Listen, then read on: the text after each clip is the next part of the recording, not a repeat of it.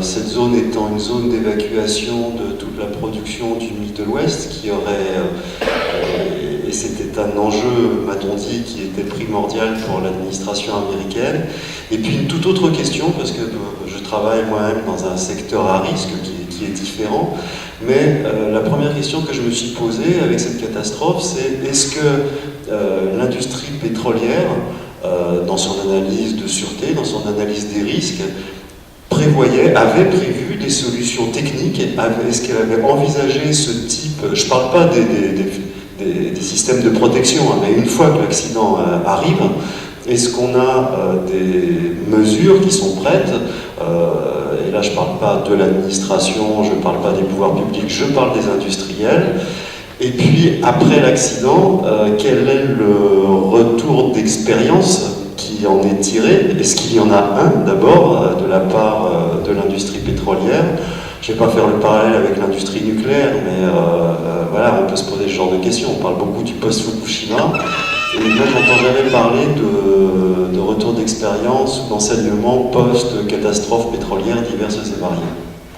Alors, donc évidemment, l'industrie pétrolière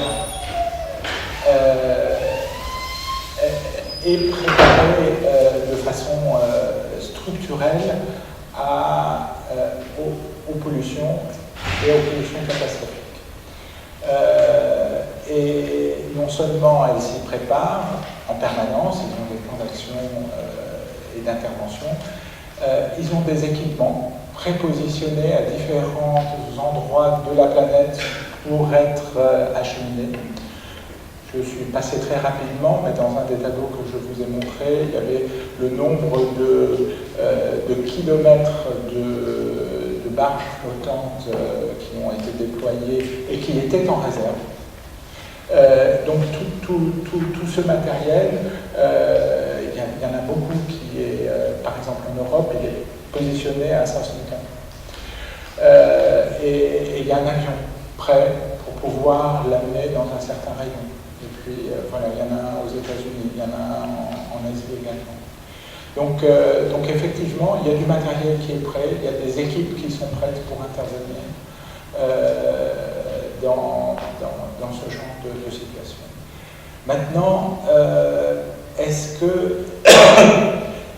que l'industrie était prête, avait imaginé ce scénario-là? Je ne sais pas. Je travaille dans un centre de recherche et je ne travaille pas pour un pétrolier de façon opérationnelle. Et je ne peux pas vous dire si cette configuration a été envisagée. Ce que je peux vous garantir, c'est que maintenant, elle est dans tous les manuels d'intervention et donc avec un protocole d'action à mener en cas de problème. Sur la première question courte que vous avez posée sur la navigation, l'importance de... Est-ce que c'était un enjeu important? C'est ça votre question? Je sais pas du tout. Bon, alors, y a-t-il d'autres questions? Oui, non?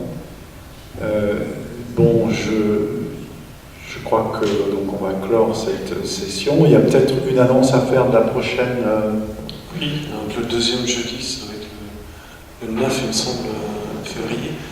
Le deuxième jeudi février, donc ça sera sur les pollutions à l'intérieur des maisons, les polluants à l'intérieur des maisons, avec la Berne Jolie, donc de l'ANSES. Et en mars, ça sera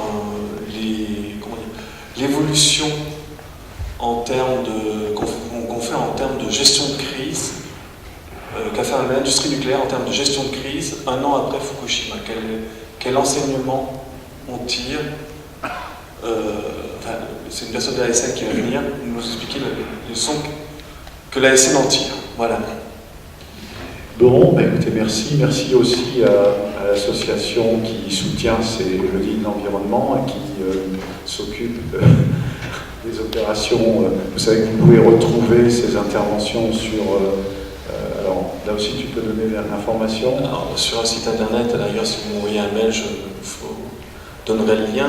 Mais sinon, vous pouvez sans doute le rechercher. C'est l'Union nationale des ingénieurs CNAM, c'est UNICNAM.